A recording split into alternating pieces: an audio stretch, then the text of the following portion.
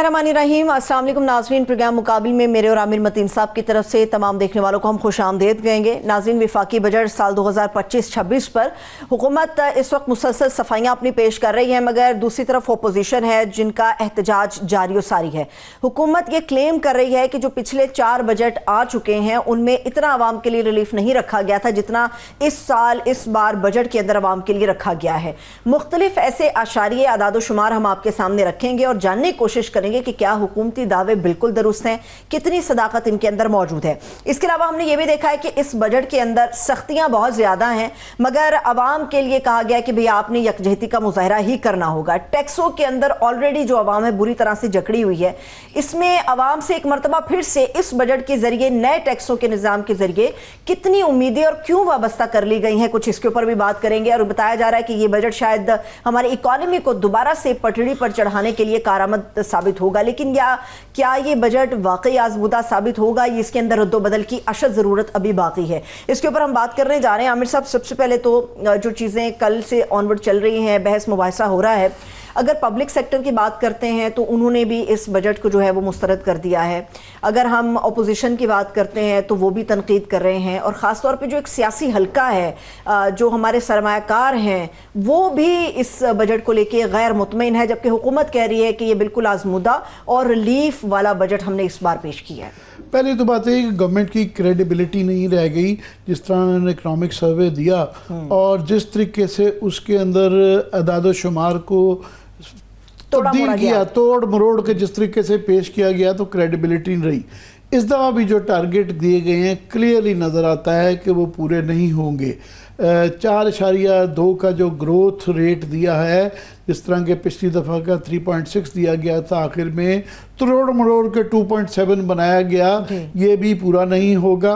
पिछले साल भी 1000 अरब के करीब टैक्सेस जो है पूरे नहीं हुए थे, इस दफ़ा बढ़ा के उनको जो है तकरीबन 14,000 अरब रुपए का जो टारगेट कर दिया है, ये भी पूरा होता हुआ नहीं नज़र आता।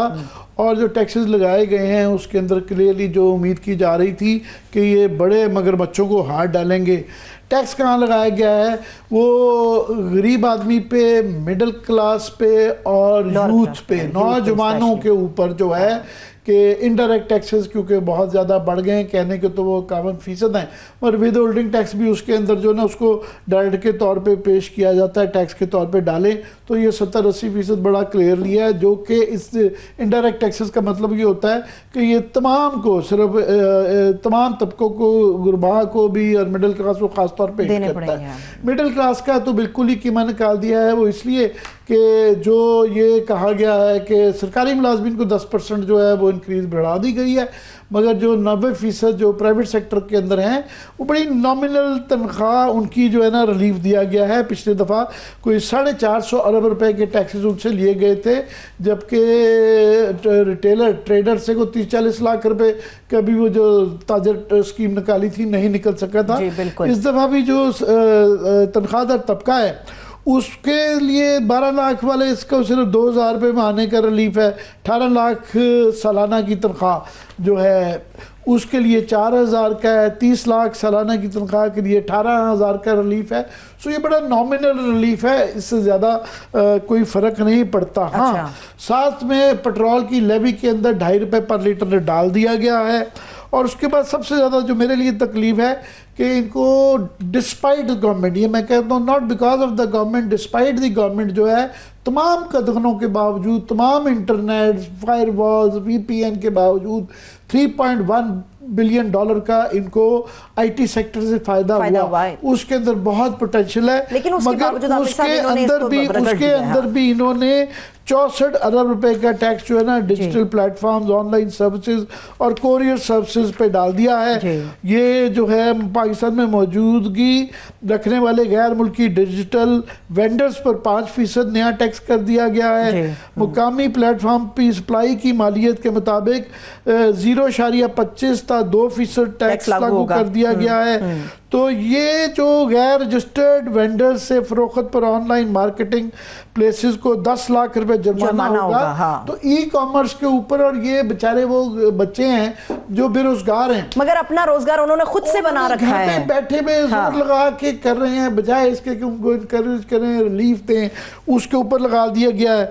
अच्छा, फिर जो है सोलर पैनल्स के ऊपर, इस पे बहुत ज्यादा तनकीद आ रही है आमिर साहब के सोलर पैनल्स को गवर्नमेंट ने बहुत ज्यादा इतनी महंगी बिजली है, उन्होंने अपने पैसे से लगवाए हैं। अच्छा, पहले इन्होंने हौसला भी बढ़ाया था कि आइए आइए सोलर पैनल लगाइए, और उसके बाद कहते हैं उनको जूतियां मारनी शुरू कर दी हैं। 18% दरामदी सोलर पैनल के ऊपर, सारे ही दरामदी है, लोकल ना होने के बराबर हमारे बनता है। तो एक तो पॉलिसी का रिवर्सल है, लोगों के साथ धोखा है, ऊपर से ये बड़ी तकलीफदेह चीज़ है। फिर ये है कि 850 सीसी की छोटी गाड़ियों के ऊपर सेल्स टैक्स जो है छोटी गाड़ियों पे 12% से बढ़ा के 18% कर दिया है, बिल्कुल। और जो लैंड क्रूजर पे कम कर दिया हुआ है, सेकेंड हैंड गाड़ी पे भी बढ़ा दिया गया है।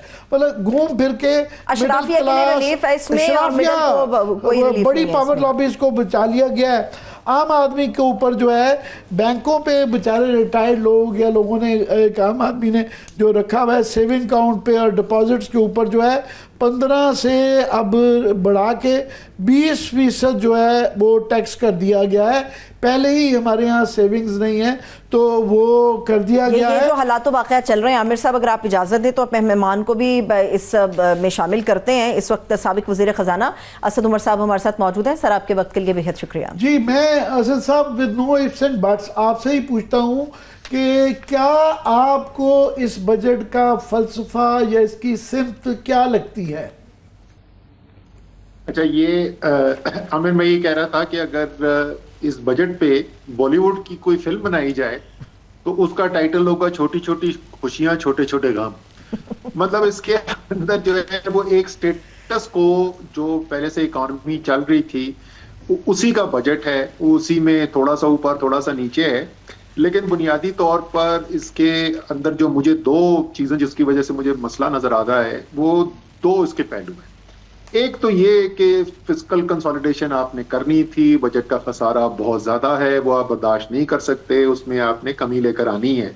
लेकिन वो कमी आ कहां से रही है और कहां से नहीं आ रही? पहला सवाल तो ये है। 1400 को 1450 अरब रुपए से ज्यादा जो है वो तो है पेट्रोलियम लेवी, उसके ऊपर 42 अरब रुपए का है कार्बन लेवी लगा दी गई है। मतलब 1500 अरब रुपए का टैक्स लगा दिया आपने पेट्रोलियम की कंजम्पशन के ऊपर, जो जाहिर है उसका बोझ जो है वो मुतवस्सित तबके और गरीब जो ट्रांसपोर्ट इस्तेमाल करता है उस पर ज्यादा पड़ता है। एक अमीर आदमी के जो खर्चा होता है उसमें पेट्रोल का खर्चा एक छोटी सी चीज होती है, एक आम आदमी के लिए कोई बड़ी चीज होती है। तो 1500 अरब रुपए वहां से आ गए। 1460 अरब रुपए इन्होंने कहा कि जी सूबे सरप्लस रन करेंगे, यानी वो पैसा खर्च नहीं कर सकते, वो पैसा भी बजट का खसारा कम दिखाने के लिए इस्तेमाल किया जाएगा। अब 18वीं तरमीम के बाद सूबे का काम किया है, तालीम सूबे की जिम्मेदारी है, सेहत सूबे की जिम्मेदारी है, पानी और सफाई वगैरह ये सारी आम इंसान की जिंदगी की रोजमर्रा चीजें जो उसको असरअंदाज होती हैं वो सूबे की जिम्मेदारी है। यानी वो 1460 अरब रुपए वो तालीम पर नहीं खर्च हो सकते, वो सेहत पर नहीं खर्च हो सकते, वो अवाम की बहबूद और फलाह के लिए नहीं खर्च हो सकते, वो बजट का खसारा कम दिखाने के लिए है। तो 3000 अरब रुपए का ये सीधा सीधा बोझ जो है वो आम अवाम के ऊपर डाल दिया गया। बड़े कोई एग्रीकल्चर लैंडलॉर्ड के ऊपर आपने कोई नए टैक्स कोई देखे, कोई बड़े जो ताजिर हैं बड़े बड़ी मार्केटों में काम कर रहे हैं को उनसे रिकवरी का आपने कोई देखा? कोई रियल एस्टेट के बड़े बड़े प्रॉपर्टी टाइकून अरबपति नहीं महा अरबपति जो बन गए को उनके ऊपर कोई नया देखा? तो वही पुराना जो बोझ अवाम के ऊपर है वो इसके अंदर तसलसल नजर आया। और दूसरी चीज मैं जरा बात छोटी मुख्तसर मुकम्मल कर लूं कि जो बगैर सिमत का तयन किए हुए मईशत चल रही है वही पुराने ढांचे के साथ वही हमें आगे नजर आ रहा है। कोई इसके अंदर नई हमें सिमत नहीं नजर आई। हमें ये नहीं पता चला इस बजट को देख के कि आज से 5 साल बाद 10 साल बाद मईशत को हम किधर ले जाना चाहते हैं।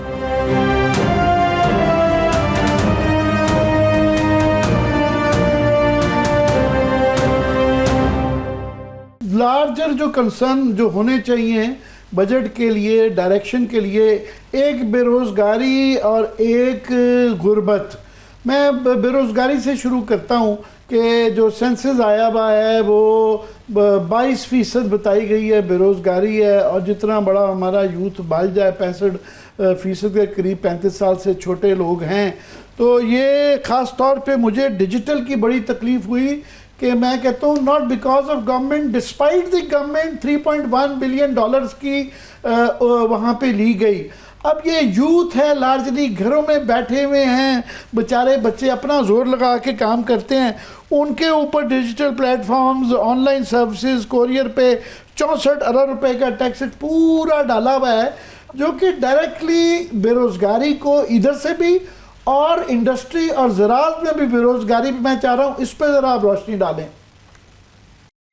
देखें ना, बेरोजगारी जो है और उसका जो असर है उसको दरअसल समझना बहुत जरूरी है, क्योंकि हम जब भी बजट की बात करते हैं तो कहते हैं ये आवाम की रिलीफ के लिए क्या है, और अब आम तौर पे रिलीफ के माने जो हैं वो ये होते हैं कि कीमत कहीं पे कैसे कम की जा रही है, टैक्स किस तरीके से कम किया जा रहा है, वो भी अहम चीजें होती हैं। लेकिन यह हमें समझना बड़ा जरूरी है कि वही कीमत पेट्रोल की है या आटे की है या चीनी की है, तो वो आमिर मतीन और असद उमर के लिए इतना बड़ा मसला नहीं है, वो एक गरीब आदमी के लिए बहुत बड़ा मसला होता है। यानी अगर आपकी आमदनी ज्यादा आपके हाथ में आ रही है तो आप जिंदगी की जो मुश्किलात हैं उसको आसानी से झेल सकते हैं और आपके लिए खुशहाली के इम्कानात पैदा होते हैं।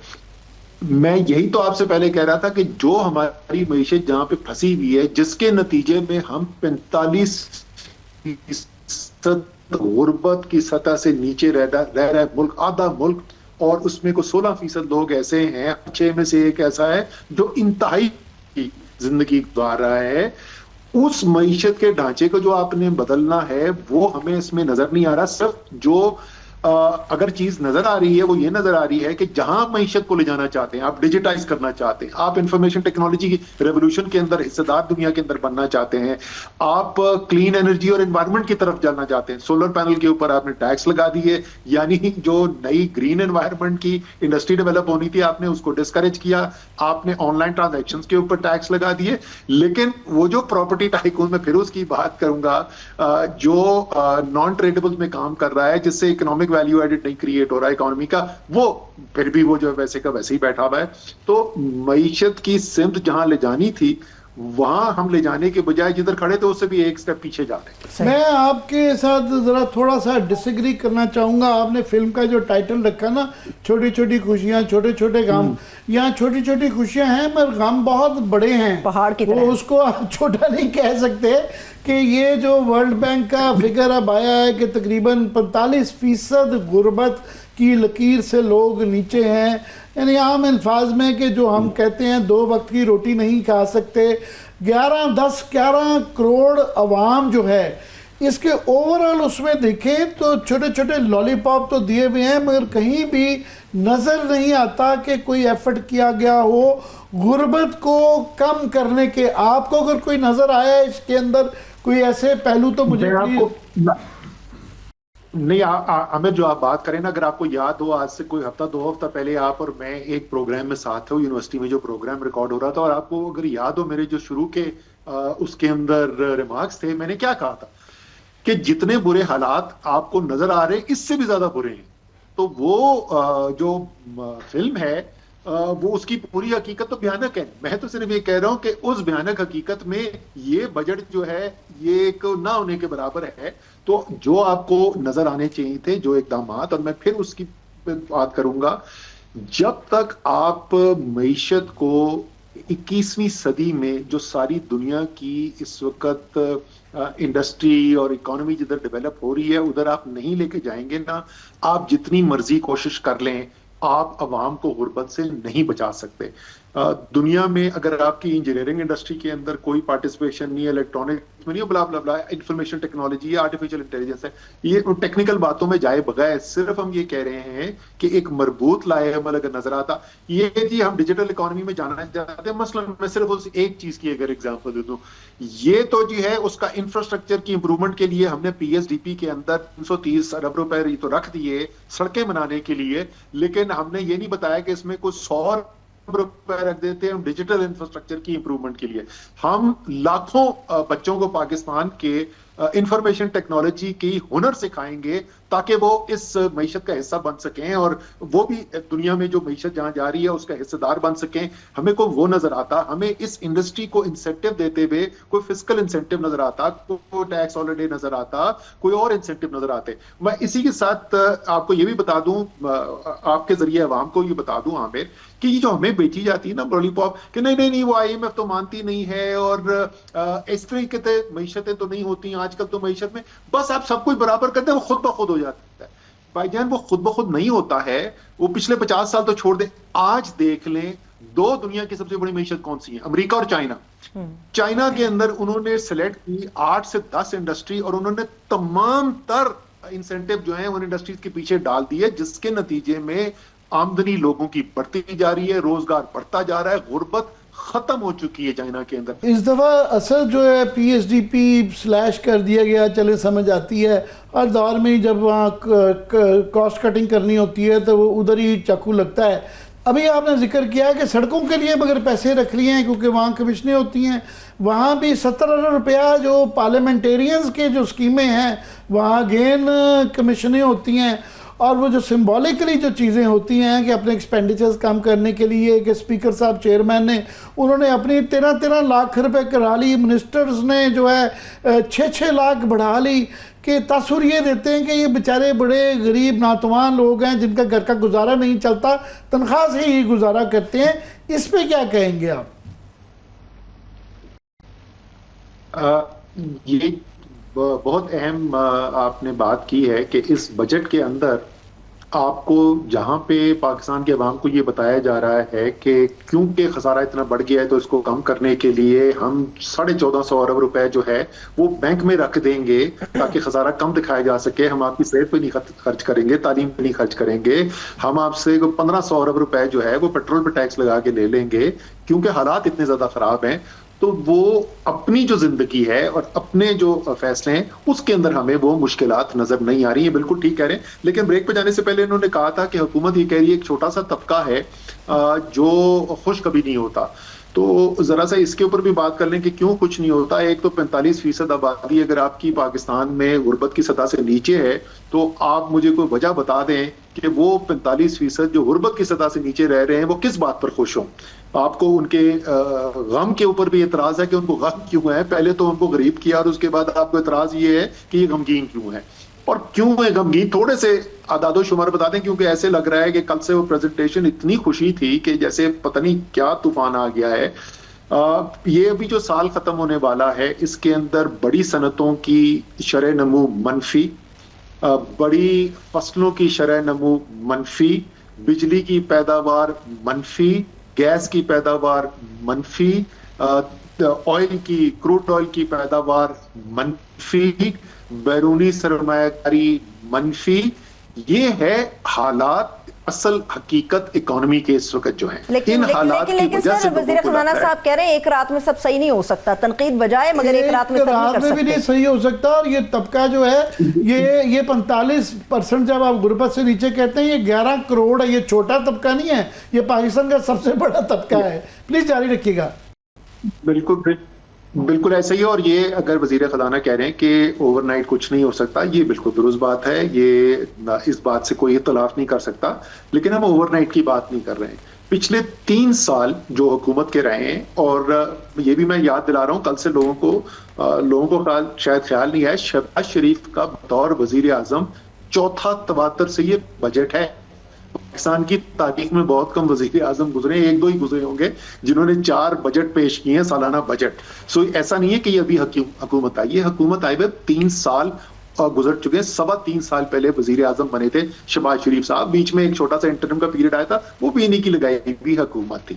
इस 3 साल के अरसे के अंदर औसत पाकिस्तान की मईशत की शरह नमू जो है वो 1.6% रही है, जो आबादी 2.5 या 2.5% से आबादी बढ़ रही है उससे भी कम है। यानी पाकिस्तान की तारीख में पहली दफा, कभी भी आज तक पाकिस्तान की तारीख में नहीं हुआ है।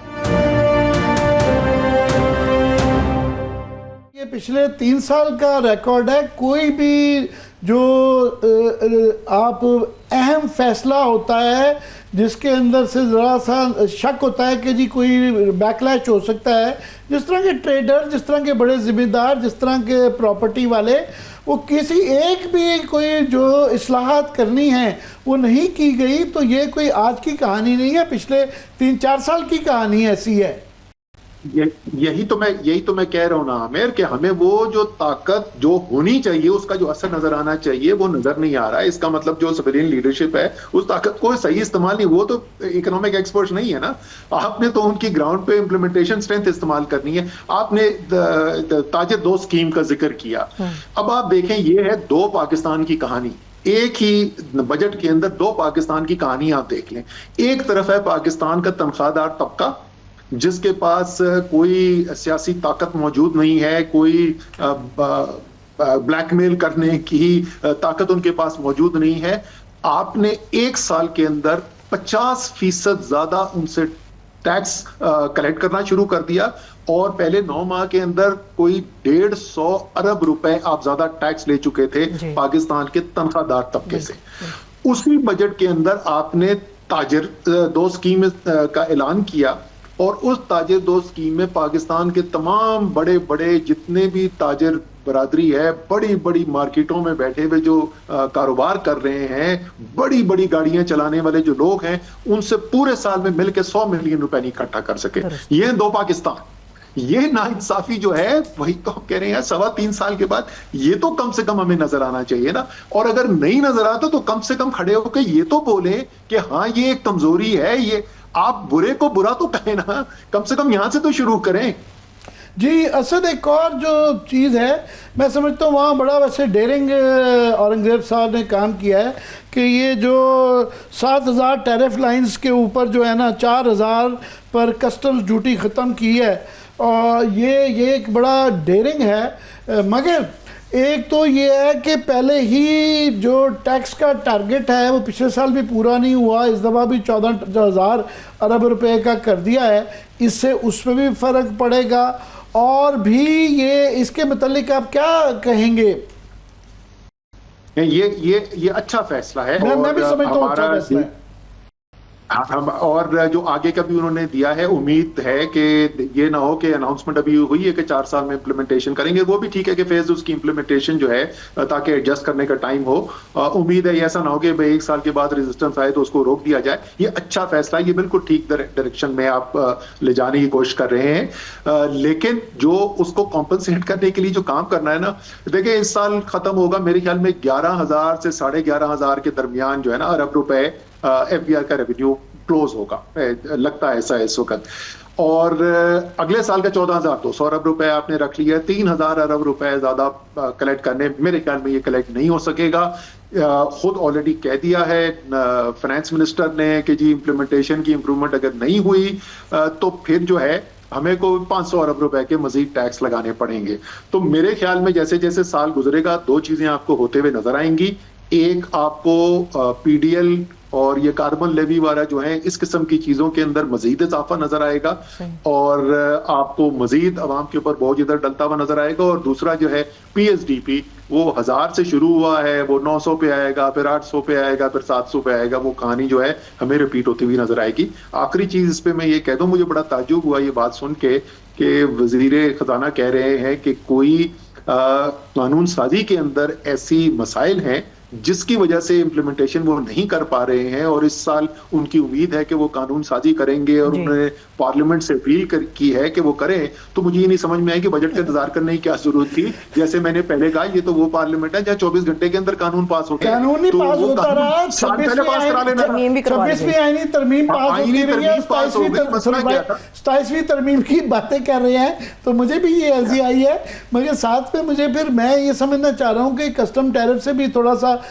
इनके रेवेन्यू कम होगा, और इन्होंने बड़ा एम्बिशियस 14,000 अरब रुपए के टैक्स का टारगेट भी कर दिया है। तो कोई टैक्स नेट बढ़ाने का भी नहीं, टाइटनिंग करने का ज़्यादातर फार्मूला वो है। तो ये जब वो खुद जब कह रहे हैं कि मुझे ज़रूरत पड़ेगी और 500 अरब के बिल्कुल, तो फिर ये आप बेसिकली खबर दे रहे हैं कि लेवी पेट्रोल की कीमत और बढ़ाई जाएगी, सारा कुछ किया जाएगा। क्वेश्चन ये है कि दुनिया के हालात जो इस वक्त हैं, यूक्रेन की जंग फैल सकती है, मिडिल ईस्ट के अंदर अभी कोई वो नहीं हुआ, हमारे अपने खित्ते में इंडिया पाकिस्तान की अभी टेंशन चल रही है। ये बड़े लकी रहे हैं कि पेट्रोल इनको बड़ा सस्ता मिलता रहा है। आपके दौर में तो एक दफ़ा 140 के ऊपर भी डॉलर बैरल चला गया था। तो ये अगर कोई ऐसा झटका लग गया तो फिर ये क्या करेंगे? वो झटके की तो खैर वो गुंजाइश नहीं कंटिजेंसी की, लेकिन मेरे ख्याल में अगर आप मुझसे तजिया पूछें तो इस वक्त ऑयल प्राइसेस बढ़ने के चांसेस तो बहुत ज्यादा नहीं है, क्योंकि वो ओपेक प्लस ने एक डिसीजन लिया हुआ है जिसमें वो एक्चुअली अभी प्रोडक्शन इंक्रीज करने की जा रहे हैं। लेकिन ये बिल्कुल दुरुस्त है, वो तो किसी भी सूरत में हो सकता है ना, सैलाब आ सकता है, खुदा ना खास्ता जलजला आ सकता है, कोई एक्सटर्नल शॉक हो सकता है। जो ट्रेड वॉर, तिजारती जंग जो इस वक्त दुनिया में छिड़ने का खतरा है, जो डोनाल्ड ट्रंप ने जो फैसले किए हैं और जो उसके नतीजे में वापस यूरोपियन यूनियन और चाइना ने जो स्टेप्स लिए हैं, वो एक खतरा है आलमी मंडियों के लिए। तो कोई भी चीज हो सकती है, कंडेंसी उसकी तो गुंजाइश हमारे पास मौजूद नहीं है। लेकिन फिर वही कहेंगे कि कम से कम हमें कोशिश नजर आनी चाहिए कि वो तबका जो टैक्स नहीं दे रहा उनसे टैक्स वसूल किया जाए। अभी तो यही हो रहा है कि जो नरगे में फंसा हुआ है उसी से, वो 15% पहले लेते थे आप उसको बैंक में, उसका जो पैसा था अब उससे आप 20% ले लेंगे, म्यूचुअल फंड के ऊपर वो 25% कर दिया है। इसी तरीके से जो एग्जिस्टिंग वो है, अच्छा तनख्वाहदार के ऊपर भी मैं बात कर लूं क्योंकि मैंने इसके ऊपर बहुत बात की थी, अगर आपको याद हो उस प्रोग्राम में भी मैंने कहा था कि तनख्वाहदार को तो पीस के रख दिया गया पिछले बजट के अंदर। उसके अंदर अच्छी चीज ये की है कि जो शुरू के 2 स्लैब्स हैं वहां पे मुनासिब कमी की गई है, मेरे ख्याल में वो ठीक फैसला है। लेकिन उसके बाद जैसे ही आप मुतवस्सित तबके के ऊपर आते हैं तो वो ना होने के बराबर है, और उसके ऊपर तो बिल्कुल ही वो कमी नहीं है। तो यानी वो 50% जो इजाफा हुआ था उनसे जो आप टैक्स ले रहे थे उसमें से शायद 5-7% वापस मिल जाएगा। ये अभी भी बिल्कुल नाइंसाफी है, जरूरत से ज्यादा टैक्स आप तनख्वाह तबके से ले रहे हैं। इसको भी बजट के अभी जो बहस भी होगी इसके अंदर भी मेरे ख्याल में इनको दोबारा देखना चाहिए, रिविजिट करना चाहिए, वरना ये इतनी ज्यादा नाइंसाफी का जो निजाम है ना, उसकी वजह से हमने देखा हो क्या रहा है, लाखों पाकिस्तानी जो हैं वो मुल्क छोड़ छोड़ के भाग रहे। उसका ताल्लुक एक्सपोर्ट्स के साथ भी है कि आपको अगर एलएसएम के जिस तरह पहले ही -1.5 आपका आया, तो आपको एक्सपोर्ट्स के लिए कोई बेहतर दिन आते हुए नजर आ रही हैं इस बजट के हवाले से? नहीं जी, देखिए एक्सपोर्ट के अंदर 2 मुख्तलिफ चीजें हैं। एक तो जैसे मैंने पहले अर्ज किया ना कि जब तक आप आइडेंटिफाई नहीं करेंगे कि वो कौन से सेक्टर्स हैं जिसके अंदर पाकिस्तान ज्यादा वैल्यू एडेड, ज्यादा नॉलेज इंटेंसिव सेक्टर्स जिनके अंदर पाकिस्तान नेक्स्ट जा सकता है।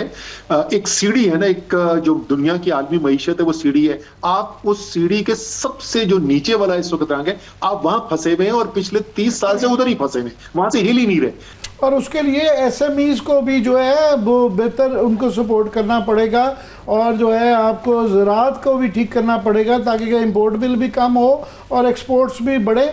मैं क्विकली जो है इंपोर्ट की तरफ आना चाहता हूं कि पहले ही जो है 21 अरब डॉलर के करीब जो है ना हमारा इंपोर्ट्स का गैप आ गया हुआ है। तो ये टैरिफ्स भी जब ये कम कर देंगे तो ये कोई 30-35 वाला, वही 2017 वाली $35 बिलियन का गैप था ट्रेड का, तो इसका क्या इम्पैक्ट है क्विकली? देखें, जितनी इस वक्त मईशत में कमजोरी है ना, तो मुझे फौरी तौर पे तो ऐसा कोई खतरा नहीं लग रहा कि इंपोर्ट जो है वो बहुत तेजी से बढ़ने वाली है। लेकिन जाहिर है इसके ऊपर बड़ी क्लोज नजर रखने की जरूरत है। लेकिन वहीं पे फिर बात आ जाएगी कि यार अगर आप जब इंपोर्ट कंप्रेशन करते हैं ना, तो वो बचाव के लिए तो जरूरी होता है, लेकिन इंपोर्ट कंप्रेशन का मतलब होता है नौकरियां मुल्क के अंदर कम, मौके कम, रोजगार कम, गुर्बत ज्यादा। सो आपने तो एक्सपोर्ट बढ़ानी है और उसके साथ साथ इंपोर्ट्स भी बढ़ती हैं। जितना जितना तजारत बढ़ती चली जाएगी उतनी मईशत तरक्की करती चली जाएगी। बुनियादी बात यह है कि ग्रोथ की तरफ जाना चाहिए, दूसरे जो तरीके हैं इकोनॉमिक्स नहीं चलेगी तो इसकी तरफ बुनियादी चाहिए। ये आपका लेकिन ग्रोथ कौन सी? Knowledge based, knowledge intensive, value added industry and information technology based growth, real estate की स्कीमों वाली ग्रोथ नहीं। बहुत बहुत शुक्रिया असद उमर आपके हमारे लिए वक्त निकालने का। बहुत शुक्रिया असद उमर साहब हमारे साथ मौजूद है। एक छोटा सा ब्रेक लेते हैं, ब्रेक से वापस आएंगे तो इकोनॉमी के हवाले से और बजट के जो खदोखाल है उन पर मजीद और भी बात करेंगे। हमारे साथ रहिए।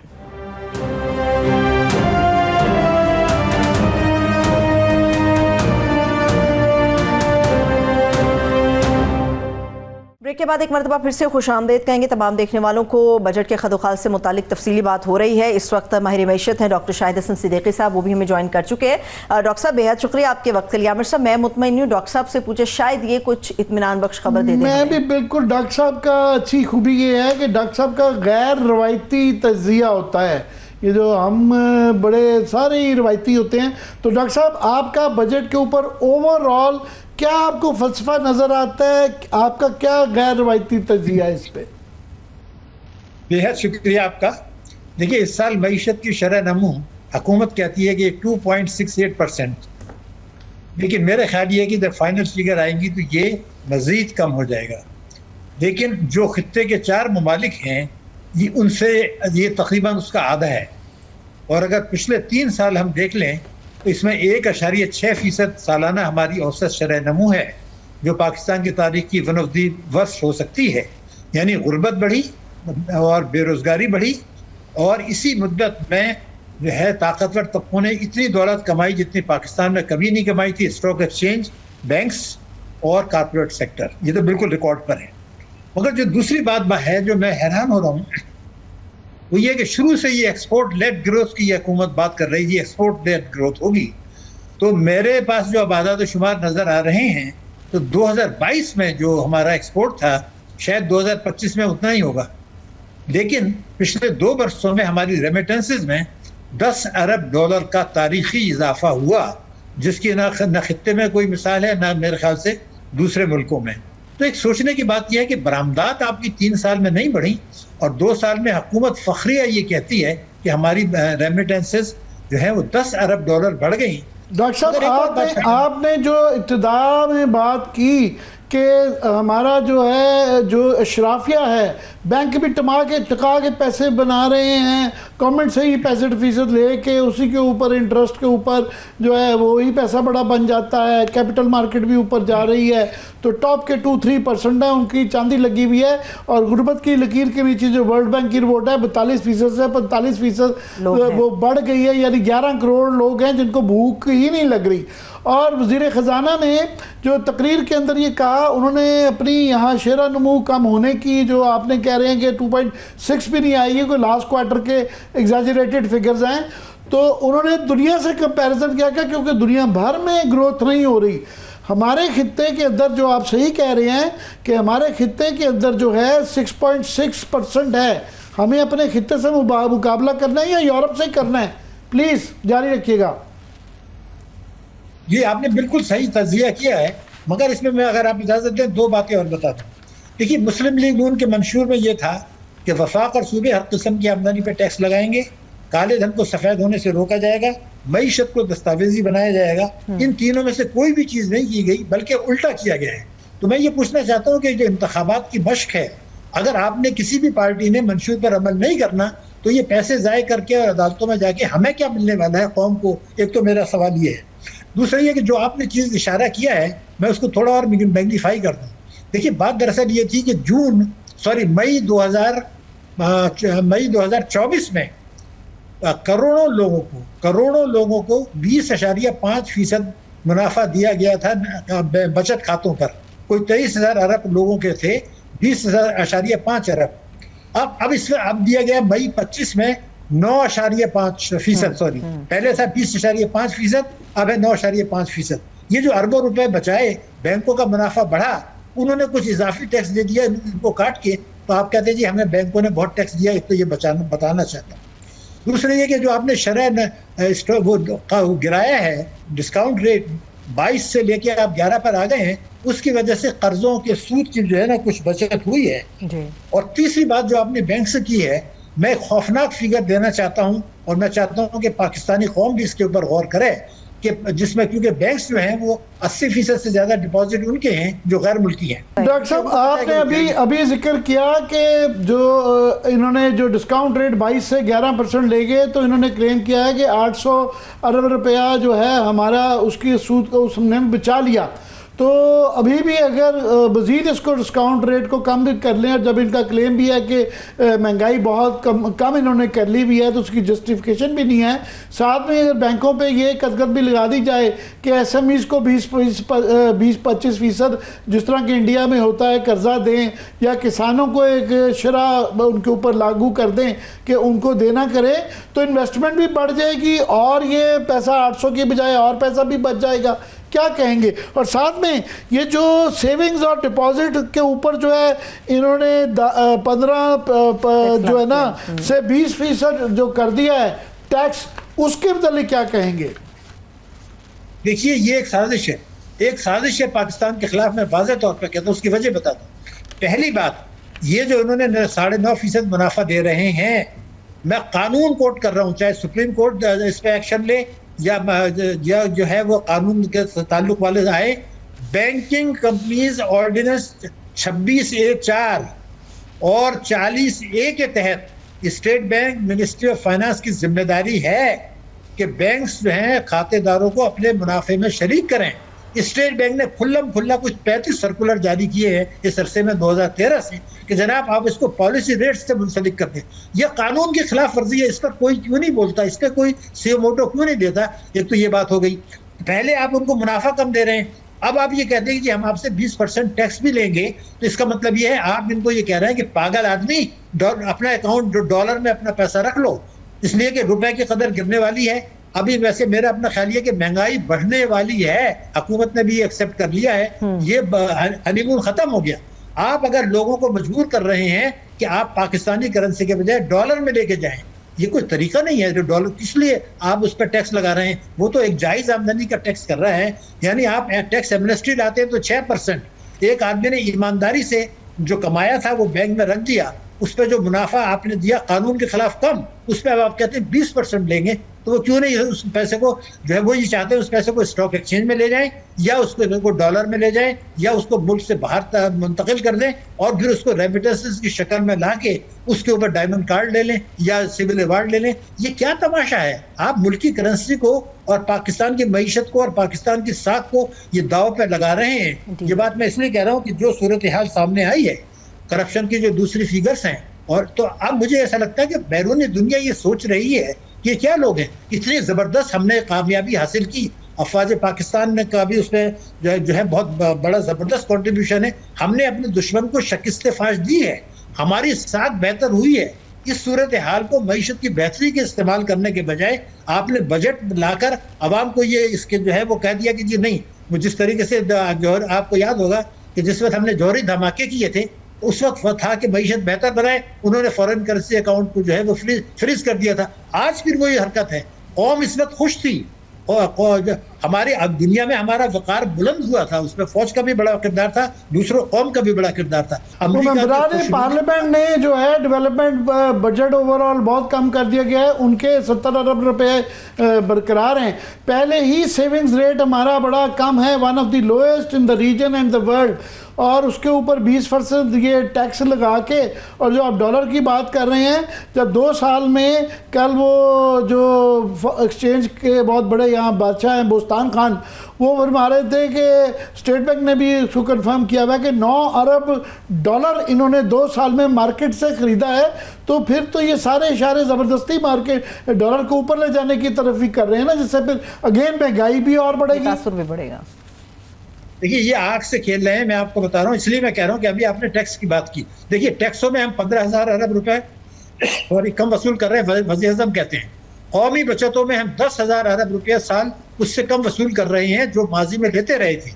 मुल्की सरमायाकारी में हम 12,000 अरब रुपया उससे कम वसूल कर रहे हैं जो माजी में लेते रहे थे। तरक्याती अखराजात माजी में जो हम खुद करते रहे थे, उसके मुकाबले में मेरे अपने अंदाजे से कुछ 7,000 अरब रुपया हमने तरक्याती अखराजात में कम मुख्तस किया है।